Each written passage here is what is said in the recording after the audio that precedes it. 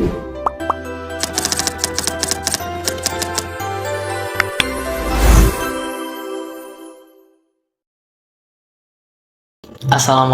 warahmatullahi wabarakatuh.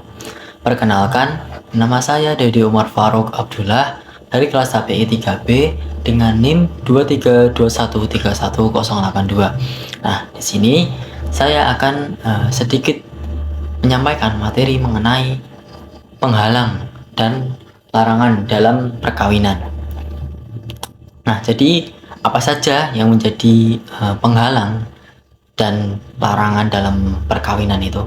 Oke, langsung saja kita bahas.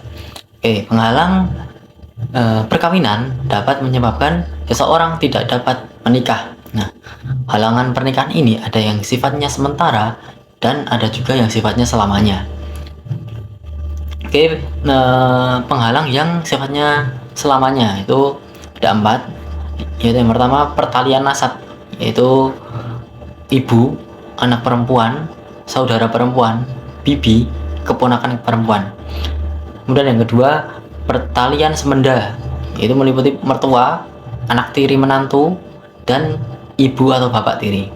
Kemudian yang ketiga, pertalian sepersusuan, yaitu orang tua susuan, anak susuan, saudara susuan, dan bibi atau paman susuan. Nah, ketiga halangan tersebut merupakan halangan yang bersifat selamanya atau permanen. Jadi golongan-golongan yang telah disebutkan tadi tidak boleh untuk dinikahi. Hal tersebut juga telah ditegaskan dalam Al-Quran surat An-Nisa ayat 23. Nah, kemudian yang keempat, ini ada perbedaan agama. Nah, perbedaan agama ini juga dapat menjadi suatu penghalang pernikahan. Dalam hukum Indonesia, syarat pernikahan yang sah apabila dilakukan menurut hukum masing-masing agama dan kepercayaan. Islam sendiri juga mengharamkan pernikahan beda agama.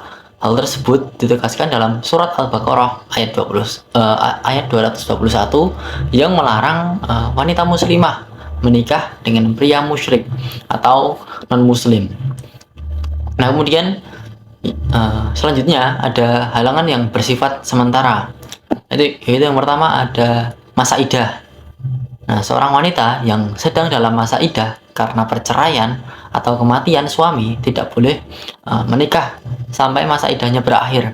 Wanita tersebut baru boleh menikah kembali ketika masa idahnya telah berakhir. Baru boleh menikah dengan pria lain gitu. Kemudian yang kedua, larangan bagi suami atau istri yang telah kawin cerai 2 kali tidak boleh melangsungkan perkawinan untuk ketiga kalinya. Nah, kecuali si istri ini menikah dengan orang lain terlebih dahulu, kemudian mereka bercerai. Jika mereka sudah bercerai dan habis masa idahnya, antara seorang suami dan istri yang ingin melangsungkan pernikahannya untuk ketiga kalinya dapat dilaksanakan. Tuh. Kemudian yang ketiga, sudah terikat pernikahan. Nah, seorang wanita yang masih terikat pernikahan dengan pria lain tidak boleh menikah lagi sampai hubungan pernikahannya ini resmi berakhir gitu ya.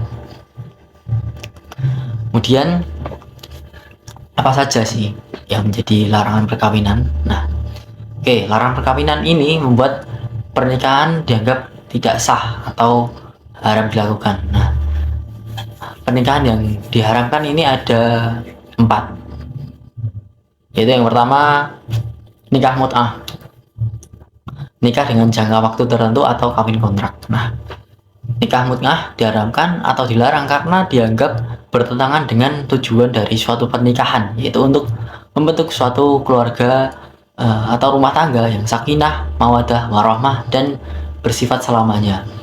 Kemudian yang kedua ada nikah syighar, nikah dengan saling tukar anggota keluarga tanpa adanya mahar.